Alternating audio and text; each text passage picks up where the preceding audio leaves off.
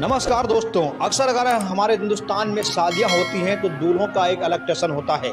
दूल्हे एक अलग टशन में होते हैं और दूल्हे अपने टशन दिखाने के लिए कुछ भी कर सकते हैं। लेकिन आज उत्तर प्रदेश के अयोध्या से अपने टशन दिखाने के लिए बाबा साहब अम्बेडकर की मूर्ति को हवा में लहरा दिया और कहा कि हम इनसे बड़ा भगवान मेरे लिए कोई नहीं है।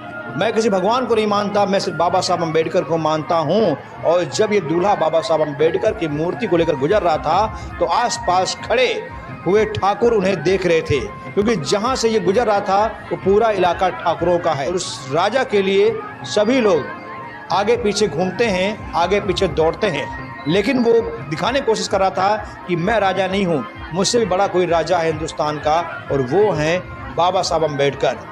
तो मैं अभी पूरी वीडियो आपको दिखाऊंगा, इस पूरी बारात की पूरी सीन दिखाऊंगा कि इस बारात में क्या कुछ हुआ है, बारात में क्या कुछ हुआ है। आपको ये भी बता दें कि ये जब बारात गुजर रही थी तो एक और चौंकाने वाला वाकया सामने आया। शख्स बाबा साहब अम्बेडकर की मूर्ति को लेकर हाथ में गुजर रहा था और ये दूल्हा है।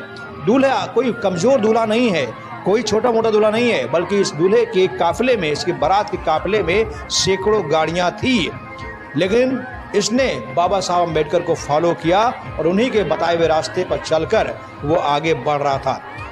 उसे कहने का तात्पर्य यह है कि मुझसे बड़ा कोई राजा अगर है, क्योंकि जिस दिन शादी होती किसी की वो राजा, सामने से एक और बारात आ रही थी। दोनों बारात आपस में टकरा जाती है और इत्तेफाक से दोनों बारात जो है एससी समुदाय की होती है। लेकिन उसी समय जब ये दूल्हा अपने हाथ में बाबा साहब अम्बेडकर की मूर्ति दिखाता है, मूर्ति को लहराता है, तो सामने से बारात वो पीछे हट जाती है। लेकिन एक समय ऐसा लग रहा था कि बारात हटेगी नहीं, बल्कि दोनों बारात टकराएगी।